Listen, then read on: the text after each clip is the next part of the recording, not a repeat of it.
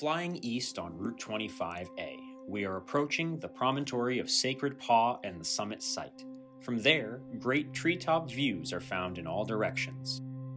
Upper Baker Pond is below, to the west, flanked by Camp Moosilauke and Camp Meriwether, with Lower Baker Pond and Camp Pemigewasset to the south.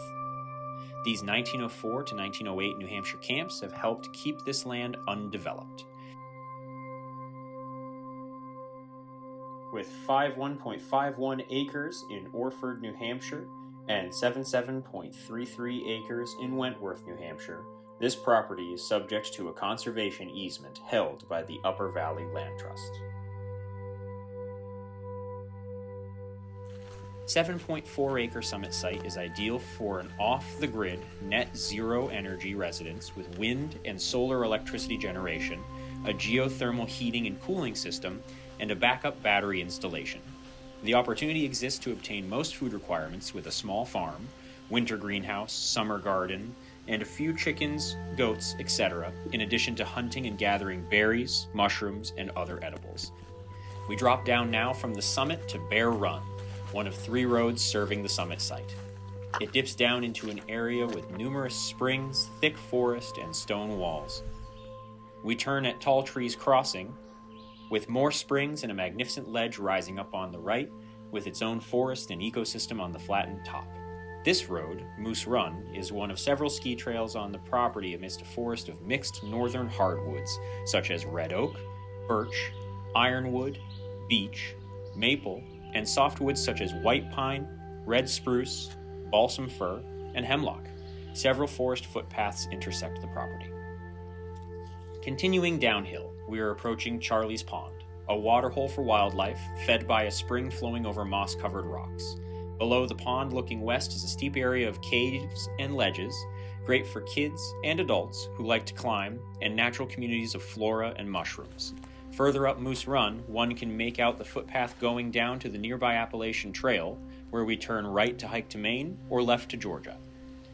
We turn right at Oak Lane to head up to the oak forest, which was cleared so mature red oaks could thrive and produce more acorns.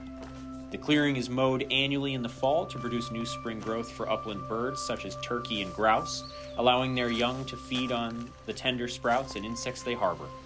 On the far side, we can view 2 prominent glacial erratics. One road exiting the clearing is lined with grand old oaks likely left to shade the horseback trip to Orford back in the day. We exit the clearing on one of 4 exits, this one to Frog Pond, another watering hole, home to amphibians of all sorts. Very near Frog Pond is a smaller pond which curiously does not freeze in the winter, perhaps benefiting from heat rising from the Earth's hot zone. Returning to the summit, we head down Deer Run, a great easy ski run and the widest open road.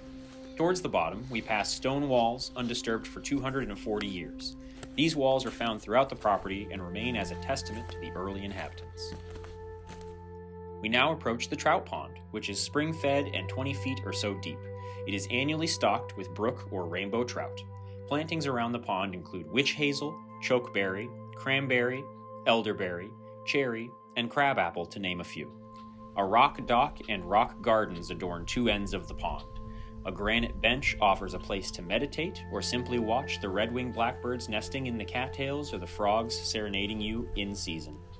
The area is a birder's paradise, with many neotropical birds nesting in the summer.